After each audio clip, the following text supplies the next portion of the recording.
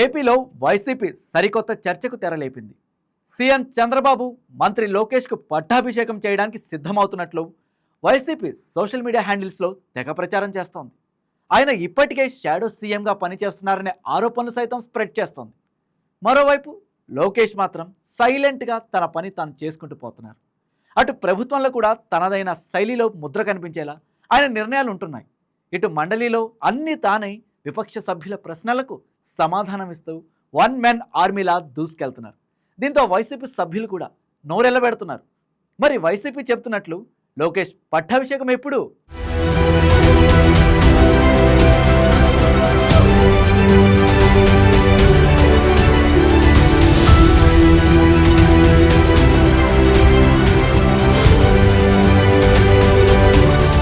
ఆంధ్రప్రదేశ్ రాజకీయ రంగంలో ప్రస్తుతం ఒక ఆసక్తికరమైన చర్చ జరుగుతోంది. సీఎం చంద్రబాబు నాయుడు తన బాధ్యతలను కుమారుడు మంత్రి నారా లోకేష్ కు బదిలీ చేస్తున్నారా అనే ప్రశ్న చుట్టూ విస్తృత చర్చలు జరుగుతున్నాయి. విపక్ష వైసీపీ ఈ అంశాన్ని తీవ్రంగా ఎత్తిచూపుతూ లోకేష్ ఇప్పటికే డిఫాక్టో సీఎంగా వ్యవహరిస్తున్నారని ఆరోపిస్తోంది.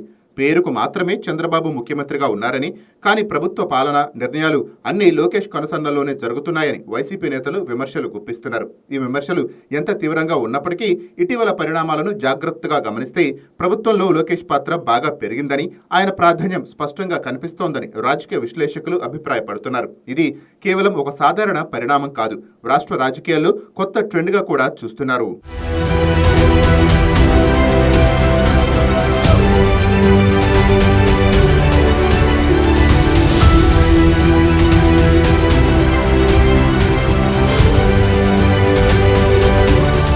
ఈ నేపథ్యంలో ఆంధ్రప్రదేశ్ శాసనసభ బడ్జెట్ సమావేశాలు ప్రారంభం అయిన తరువాత లోకేష్ పోషిస్తున్న యాక్టివ్ రోల్పై విస్తృత చర్చలు జరుగుతున్నాయి. ఫిబ్రవరి 11న బడ్జెట్ సమావేశాలు మొదలు అయ్యాయి. ఫిబ్రవరి 14న రాష్ట్ర బడ్జెట్ను అసెంబ్లీలో ప్రవేశపెట్టారు.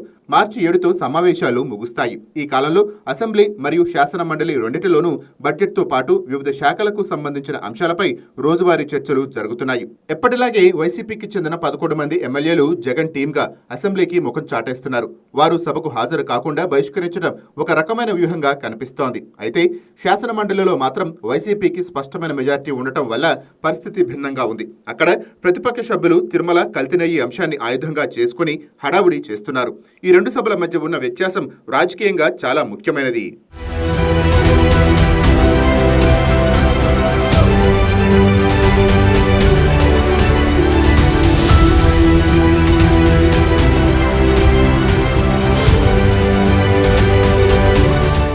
శాసనసభ మరియు శాసన మండలి చర్చలు కొనసాగుతున్నా చర్చల్లో పాల్గొనాల్సిన సీఎం చంద్రబాబు నాయుడు కేవలం అసెంబ్లీ సమావేశాలకు మాత్రమే పరిమితం అవుతున్నారు. ఈసారి బడ్జెట్ సమావేశాల్లోనూ ఆయన ఒక్కరోజు కూడా శాసన మండలిలో కనిపించలేదు. ఉప ముఖ్యమంత్రి పవన్ కళ్యాణ్ కూడా మండలి సమావేశాలకు దూరంగా ఉంటున్నారు. ముఖ్య నేతలిద్దరూ అసెంబ్లీకే పరిమితం అవుతుండగా మంత్రి నారా లోకేష్ మాత్రం ఇటు అసెంబ్లీ అటు శాసన మండలి సమావేశాలకు హాజరై ప్రత్యేక ఆకర్షణగా నిలుస్తున్నారు. ఇది లోకేష్ పాత్రను మరింతగా బలపరుస్తోంది. ముఖ్యంగా శాసన మండలిలో సభా నాయకుడు సీఎం చంద్రబాబు గైర్హాజరీలో లోకేష్ అన్ని తానే చక్రం తిప్పుతున్నారు. బడ్జెట్ సమావేశాలు ప్రారంభం అయినప్పటి నుంచి లోకేష్ ఎక్కువగా శాసన మండలి చర్చల్లోనే యాక్టివ్గా పాల్గొంటున్నారు.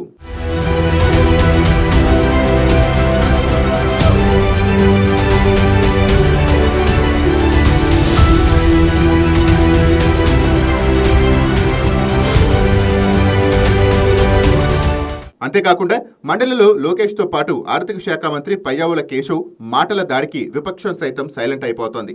ఎప్పటికప్పుడు వాకౌట్ అస్త్రాన్ని ఉపయోగించి చర్చల్లో పాల్గొనకుండా తప్పించుకుంటున్నారు. ఇది చర్చనీయాంశంగా మారింది. ప్రధానంగా కొన్ని కీలక అంశాలపై సీనియర్ నేత వైసీపీ శాసన మండలి పక్ష అధ్యక్షుడు బొత్స సత్యనారాయణతో లోకేష్ డి అంటే డి అనే స్థాయిలో డైలాగ్ వార్ చేస్తున్నారు. ఇది లోకేష్ రాజకీయ పరిపక్వతను, వాగ్దాటిని స్పష్టంగా చూపిస్తోంది. ఈ సందర్భంగా మాజీ మంత్రి అంబటి అరెస్టు అంశాన్ని మండలిలో లోకేష్ సమర్థించుకున్న తీరు చాలా మంది గుర్తు చేసుకుంటున్నారు. లోకేష్ సమగ్ర వివరాలతో ధైర్యంగా సమాధానాలు ఇవ్వటం విపక్షాన్ని కూడా ఆశ్చర్యపరుస్తోంది.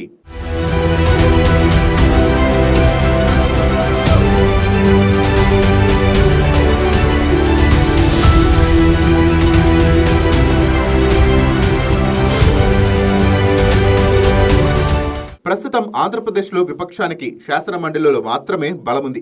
ఒక విధంగా చెప్పాలంటే మొత్తం మండలి సభ్యుల్లో 3/2 వైసీపీ వారే. మండలిలో కూటమికి కేవలం 10 మంది సభ్యులు మాత్రమే ఉన్నారు.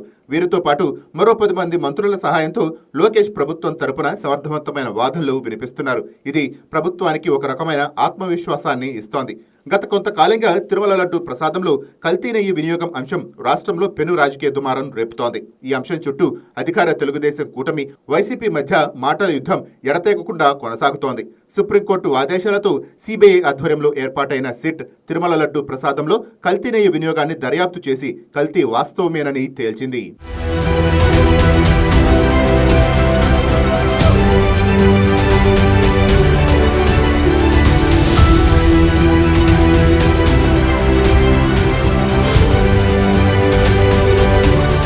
అయితే వైసీపీ మాత్రం కల్తీ విషయం అలా ఉంచి లడ్డూ ప్రసాదం కోసం వినియోగించిన నెయ్యిలో చంద్రబాబు చెప్పినట్లు జంతువుల కొవ్వు లేదని నానా హంగామా చేస్తోంది.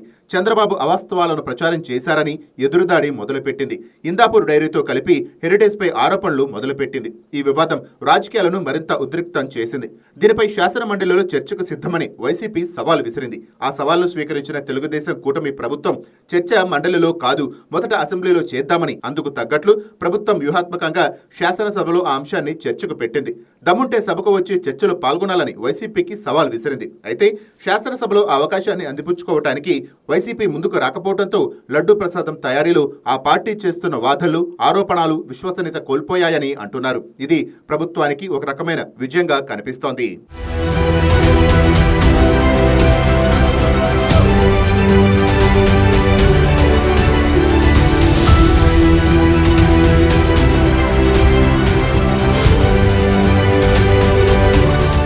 ఇకపోతే 11 మంది ఎమ్మెల్యేలు మాత్రమే ఉండటంతో అసెంబ్లీకి ముఖం చాటేస్తున్న వైసీపీ కల్తీ నెయ్యి ఇష్యూపై తమకు తగినంత బలం ఉన్న శాసన మండలిలో చర్చకు పట్టుబట్టింది. దానికి అధికారపక్షం సిద్ధమైతే వైసీపీ ఎమ్మెల్సీలు లేనిపోని హడావుడి చేసి సభ జరగకుండా చేశారు. సాధారణంగా ప్రభుత్వం ప్రకటన తరువాత సభలో లఘు చర్చ ప్రారంభం అవుతుంది. అయితే ప్రతిపక్షం మొదట మాట్లాడాలని బొత్స సత్యనారాయణ పట్టుబట్టారు. మండలి చైర్మన్ కూడా ప్రతిపక్షం మొదట మాట్లాడాలని అన్నారు. ఈలోపు మంత్రి పయ్యావుల కేశవ్ కలవజేసుకుని అసలు వివాదంపై తమలాంటి ప్రకటన చేయకుండా ఎలా చర్చిస్తామని సభా నిబంధనల గురించి ప్రస్తావించారు. దాంతో ఇదే సందర్భంగా వైసీపీ ఎమ్మెల్సీలు ఆందోళన చేసి సభ వాయిదా పడేలా చేశారు. సభ వాయిదా తరువాత బొత్స సత్యనారాయణ కల్తీ నెయ్యిపై చర్చించే వరకు ఆందోళన చేస్తామని ప్రకటించారు. ఆ క్రమంలో మండలిలో వైసీపీ సభ్యులు వెంకన్నస్వామి ఫోటోలతో ఆందోళనకు దిగారు. చెప్పులు బూట్లు వేసుకుని స్వామివారి ఫోటోలు పట్టుకుని మహాపచారం చేశారని కూటమి సభ్యులు ధ్వజమెత్తారు. దీంతో వైసీపీ వెంటనే సెల్ఫ్ డిఫెన్స్ లో పడిపోయింది. తమ సభ్యులు పాదరక్షకులు వేసుకుని స్వామివారి ఫోటోలు పట్టుకోలేదని దమ్ముంటే నిరూపించాలని ఛాలెంజ్ చేశారు. దానిపై వెంటనే స్పందించిన లోకేష్ మండలిలో వైసీపీ సభ్యుల చెప్పులు బూట్లు వేసుకుని స్వామివారి ఫోటోలను పట్టుకున్న వీడియోను తన సోషల్ మీడియా హ్యాండిల్స్ ను రిలీజ్ చేసి వారికి సౌండ్ లేకుండా చేశారు. ఇది లోకేష్ తక్షణ ప్రతిస్పందనను చూపిస్తోంది.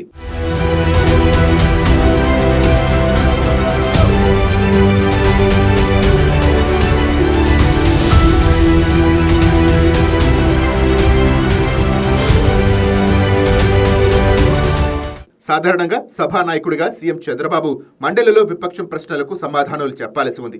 అయితే సీఎం గైర్హాజరీలో లోకేష్ తనదైన వాగ్దాడితో విపక్షాన్ని కంట్రోల్లో పెడుతున్నారని టీడీపీ వర్గాలు చర్చించుకుంటున్నాయి. అంశం ఏదైనా సరే సమగ్ర వివరాలతో లోకేష్ చర్చించడం ఆకట్టుకుంటోంది. అనర్గళంగా ఎటువంటి తడబాటు లేకుండా లోకేష్ మాట్లాడుతుండడం చూసి విపక్షం సైతం ఆశ్చర్యపోతోంది. ఈ తీరు లోకేష్ ను భవిష్యత్తులో నాయకుడిగా మరింతగా బలపరుస్తోంది. మొత్తం మీద ఈ బడ్జెట్ సమావేశాలు లోకేష్ ప్రాధాన్యాన్ని రాజకీయ రంగంలో మరోసారి నిరూపించాయి. వైసీపీ విమర్శలు కొనసాగుతున్నా లోకేష్ యాక్టివ్ పాత్ర ప్రభుత్వానికి బలాన్ని ఇస్తోంది. రాష్ట్ర రాజకీయాల్లో ఇది ఒక కొత్త అధ్యాయంగా మారుతోంది.